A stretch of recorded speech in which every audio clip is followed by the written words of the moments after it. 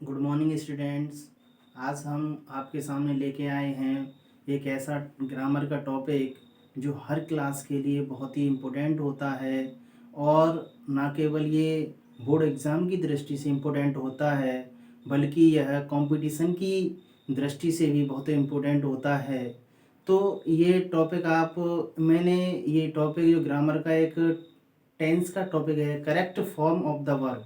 Correct form of the verb एक ऐसा topic है जो ना केवल बोर्ड परीक्षा में पूछा जाता है बल्कि 8th 9th 10th 11th और कंपटीशन में भी इसके 1 और 2 3 क्वेश्चन पूछे जाते हैं हर बार। तो ये बहुत ही महत्वपूर्ण टॉपिक है। तो इस टॉपिक को क्योंकि ये शुरुआती टेंस से है, इसको समझने में थोड़ी सी दिक्कत आती है और इसको बेस से मैं समझाऊंगा। तो इस वजह से वीडियो कुछ ज़्यादा बड़ी ना हो जाए, इस वजह से मैंने इसको 2 भागों में बांटा है। एक इसका जो सिंपल पार्ट है पहला, जो 10th के लेवल के हिसाब से बहुत ही इम्पोर्टेंट है, और दूसरा जो इसका पार्ट है पार्ट 2, वो हम पढ़ेंगे, थोड़ा सा एडवांस है, उसके बारे में पढ़ेंगे। तो चलो इसके बारे में सीधा बात करते हैं और हम सीधा देखते हैं टॉपिक को। तो जैसा कि आप यहाँ देख रहे हैं, इस टॉपिक का नाम है correct form of the verb, और ये हम देखेंगे प्रेजेंट इंडेफिनिट के हिसाब से, प्रेजेंट इंडेफिनिट के अकॉर्डिंग देखेंगे हम। तो सबसे पहले हम देख लेते हैं इसकी जो प्रेजेंट इंडेफिनिट की जो पहचान होती है। प्रेजेंट इंडेफिनिट की जो पहचान होती है वो पहचान हिंदी में ता है, ती है, ते हैं, ता हूँ आदि शब्द होते हैं। हिंदी वाक्यों के अंत में ता है, ती है, ते हैं, ता हूँ आदि शब्द आते हैं। अब इसकी बात करें हम, एच बी जो हेल्पिंग वर्ब होती हैं, इस टेंस की हेल्पिंग वर्ब हम देख लेते हैं। सबसे पहले डू और डस। डू का यूज हम use with plural subjects, plural का मतलब होता है बहुवचन, और फिर है does use with singular subject, use with singular subject. तो मैं यहाँ लिख देता हूँ आपके प्लूरल सब्जेक्ट कौन कौन से होते हैं। प्लूरल सब्जेक्ट होते हैं आपके I, you, we, they and names. और सिंगुलर सब्जेक्ट में यहाँ पे लिख देता हूँ ही, सी, इट और वन नेम या ओनली नाम। और इनका जो यूज किया जाता है वो ओनली इन दोनों वर्ब एच बी का यूज किया जाता है नेगेटिव एंड इंट्रोगेटिव सेंटेंस में ही किया जाता है। नेगेटिव एंड इंट्रोगेटिव सेंटेंस में ही किया जाता है। तो हमें ये ध्यान रखना है कि कर्ता बहुवचन कौन से हैं, आई, यू, वी, दे, नेम्स, क्योंकि ये बार बार अब सेंटेंस में आएंगे और इन्हीं के अकॉर्डिंग ही हमें एच बी का यूज करना है। ही, सी, इट, नेम, ये हमारे सिंगुलर सब्जेक्ट। अब इस बात का ध्यान रखना है हमें, क्योंकि ये नेगेटिव और इंट्रोगेटिव में ही यूज होती हैं। तो जो हमारा सिंपल सेंटेंस होता है इसमें एच बी का यूज नहीं करते हैं। इस टेंस के सिंपल सेंटेंस में एच बी का यूज नहीं करते हैं। तो अब देख लेते हैं फॉर्मूला। सिंपल सेंटेंस के लिए अगर कर्ता एक वचन है, सिंगुलर सब्जेक्ट है, तो एमबी में हम एस या ईएस लगाएंगे। क्या लगाएंगे? एस या ईएस। स्टूडेंट्स क्या लगाएंगे हम? स्टूडेंट सुने ध्यान से कि एस या ईएस लगाएंगे। लेकिन थोड़ा सा यहाँ पर हमें ये देख लेना है कि एस ईएस कब लगाते हैं, और क्योंकि ऑब्लिक लगा हुआ है एस या ईएस, तो जब क्रिया के अंत में, वर्ब के अंत में S, S H, C H, double S, O, X और जेड जब ये होते हैं तो हम क्रिया के अंत में ईएस जोड़ते हैं इस टेंस में। और शेष के साथ वह शेष शब्दों के साथ, शब्दों या क्रिया के साथ एस लगाते हैं। Remaining words only S. फिर देख लेते हैं प्लूरल सब्जेक्ट जब होता है तो एम बी फर्स्ट फॉर्म का यूज करते हैं। तो इतना हमने देखा कि सबसे पहले पहचान देगी, फिर एच वी, फिर इस टेंस का सिंपल जो सेंटेंस होता है वो सिंगुलर और प्लूरल, और फिर होता है एडवर्ब्स। एडवर्ब्स का मतलब होता है क्रिया विशेषण। क्रिया विशेषण ये क्रिया की एक विशेषता बतलाते हैं, उन शब्दों को हम क्रिया विशेषण कहते हैं, आप सब जानते हैं। तो यही हम मान के चले, यही कि इंग्लिश पहचान है इसकी टेंस की, और ये एडवर्ब से ही हमें पता चलेगा कि कौन सा टेंस है, ये प्रेजेंट इंडेफिनिट है या प्रेजेंट कंटिन्यूअस है, प्रेजेंट परफेक्ट है या प्रेजेंट परफेक्ट कंटिन्यूअस है, पास्ट इंडेफिनिट है, पास्ट कंटिन्यूअस है, पास्ट परफेक्ट है, पास्ट परफेक्ट कंटिन्यूअस है। इस तरीके से तभी हमें पता चलेगा कि कौन सी टेंस का है। तो हम एक बार इनको देख लेते हैं, और इनकी मैंने हिंदी लिखी नहीं है, हिंदी की कोई ज़्यादा जरूरत है नहीं, फिर भी मैं यहाँ पे बताता चलूंगा आपको, आप नोट करते जाएं, सुनते जाएं। ऑलवेज, ऑलवेज मीन्स होता है हमेशा। नेवर कभी नहीं, सेल्डम प्रातः अक्सर, ऑफन प्राय, यूजुअली, यूजुअली मीन्स होता है सामान्यतः, जनरली सामान्यतः, डेली रोजाना, ओकेजनली कभी कभार, रेयरली, रेयरली मीन्स होता है आपका मुश्किल से, रेगुलरली लगातार, ऑन मंडेज का मतलब होता है एवरी मंडेज, या ऑन संडेज एवरी संडेज, ऐसे होता है।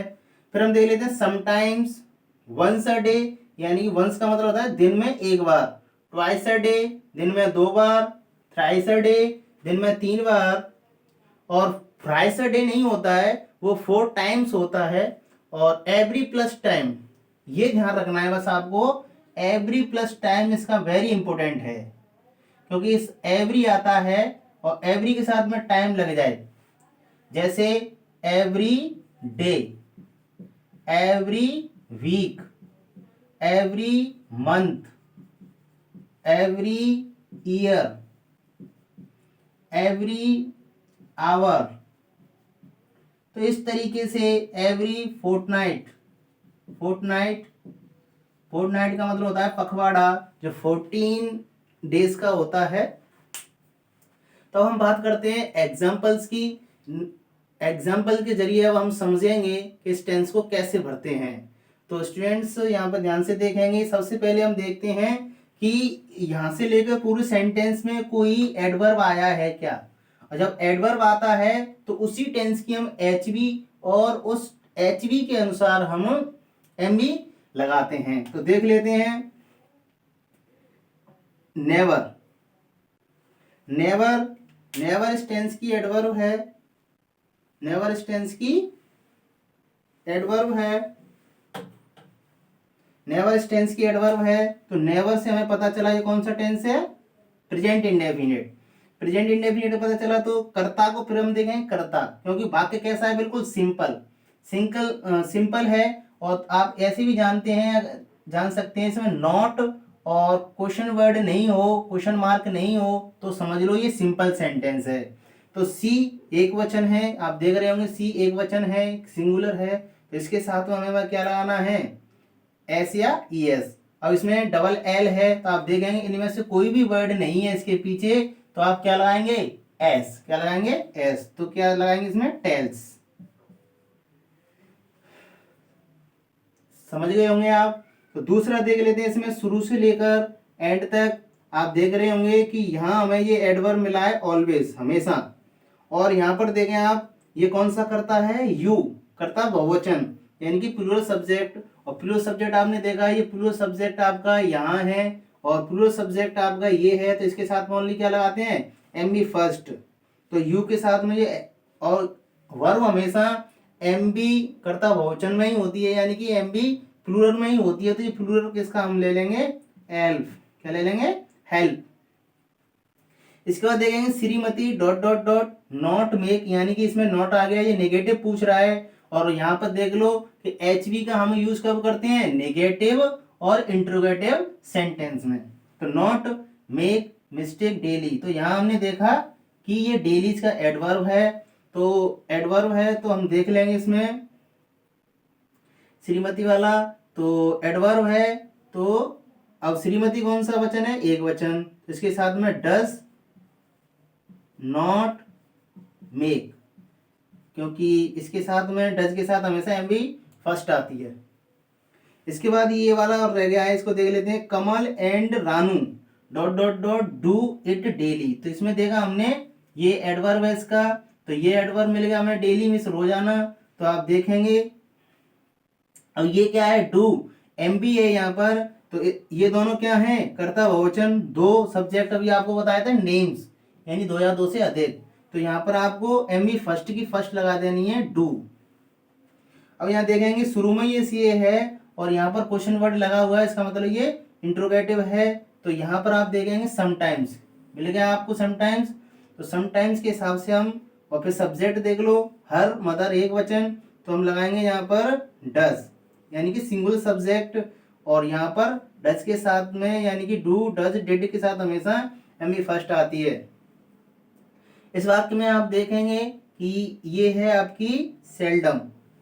सेल्डम से पता चला हमें कि ये इस टेंस की क्या है, एडवर्ब है, लेकिन हमें सब्जेक्ट देखना है। सब्जेक्ट कैसा है, प्लूरल है। ये लिखा है मैंने पहले ही आपको नोट करा दिए हैं, प्लूरल सब्जेक्ट। तो दे के साथ हम हमेशा क्या लगाते हैं, डू। तो आप यहाँ पर क्या लगाएंगे, क्योंकि वाक्य कैसा है, सिंपल है। तो सिंपल है तो हम कुछ लगाने की जरूरत ही नहीं है, तो सीधा एम बी फर्स्ट लगाते हैं हमेशा। Attend, M B first. यहाँ देख सकते हैं आप साधारण वाक्य में क्या लगाते हैं, plural subject M B first. फिर देखेंगे जनरली, यहाँ हमें शुरू में मिल जाता है कॉम्पिटिटर्स। कॉम्पिटिटर्स माने प्रतियोगी, स्टडी हार्ड टू गेट गोल, अपने लक्ष्य को प्राप्त करने के लिए। तो स्टडी, और यहाँ पे देखो जनरली कॉम्पिटिटर एक कर्ता बहुवचन है, बहुवचन के हिसाब से हम एम बी फर्स्ट यहाँ पर यूज करेंगे। फिर देख लेते हैं ऑफन। इसमें हमें मिल गया ऑफन, हर फादर सिंगुलर है, और यहाँ पर टेक, तो एक वचन के साथ में हम क्या लगाते हैं, एस या ई एस, तो बन गया टेक्स। एस क्यों लगाया, क्योंकि आप देखो इनमें से कोई भी वर्ड इस टेक में नहीं है, तो हमने क्या लगा दिया, एस। जैसा ये लिखा है शेष क्रिया के साथ में एस लगाते हैं। फिर ये क्या है, क्वेश्चन वर्ड है। तो क्वेश्चन वर्ड में आप देखो क्वेश्चन लगा हुआ है, लेकिन यहाँ पर हमें ये एडवर्ब मिल गया इस वाक्य में, ऑन संडेज। ऑन संडेज का मतलब होता है ऑन संडेज या ऑन मंडेज, ऐसे ऑन लगाकर अगर बहुवचन में आता है तो एवरी माना जाता है, यानी कि प्रत्येक, इसका मतलब होता है प्रत्येक रविवार, प्रत्येक रविवार। तो आप देख लो कर्ता बहुवचन है, बहुवचन के साथ में क्या लगाते हैं हमेशा, डू, और डू के साथ में एम बी फर्स्ट, डू के साथ में एम बी फर्स्ट। तो सेलिब्रेट। अब देख लेते हैं रेगुलरली, इसमें आपका रेगुलर आता है, रेगुलरली।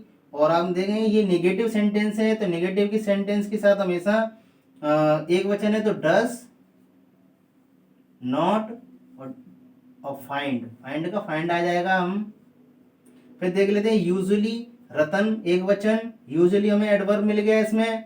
एडवर्ब मिलने के बाद हम देख लेंगे कि एक वचन के साथ में क्या लगाते हैं, सिंगुलर सब्जेक्ट के साथ में एम ई फर्स्ट में एस या ई एस। तो यहाँ हम देख लेते हैं इनमें से कोई भी वर्ड इसमें गेट में नहीं है, तो गेट में नहीं है तो हम क्या कर लेंगे, गेट से यूज कर देंगे इसमें। इसके बाद देखेंगे हम कि इसमें हमें एडवर्ब मिलेगा नेवर। तो नेवर इसी टेंस का एडवर्ब है, हम देख सकते हैं इसी टेंस का एडवर्ब। ये सब एडवर्ब हमारे यहीं से मिलेंगे, और लेकिन ये कैसा है, शुरू में ही है, क्वेश्चन मार्क है।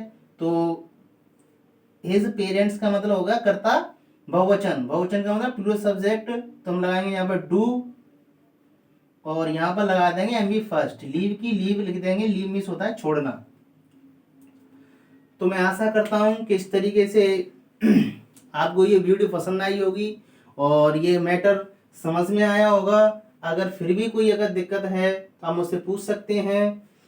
पहले हमने चर्चा की थी पहचान, फिर एचवी का ध्यान रखना है, प्लूरल सब्जेक्ट और सिंगुलर सब्जेक्ट मैंने ये लिखाए हैं ये दोनों, और नेगेटिव और इंट्रोगेटिव सेंटेंस में ही इन दोनों एचवी का यूज होता है। फिर ये सूत्र लिखाया, फिर ये एडवर्ब है, एडवर्ब से ही हमें पता चलता है ये टेंस कौन सा है।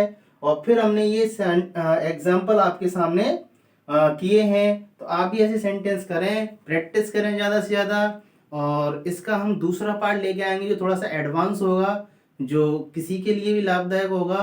तो ये इस वीडियो को आप लाइक करें, शेयर करें, अपने दोस्तों को बताएं, जिससे वो भी अच्छी तरीके से पढ़ सकें। और नीचे सब्सक्राइब का जो बटन है सब्सक्रिप्शन का, उसको आप टच करें। और फिर से मिलते हैं, धन्यवाद।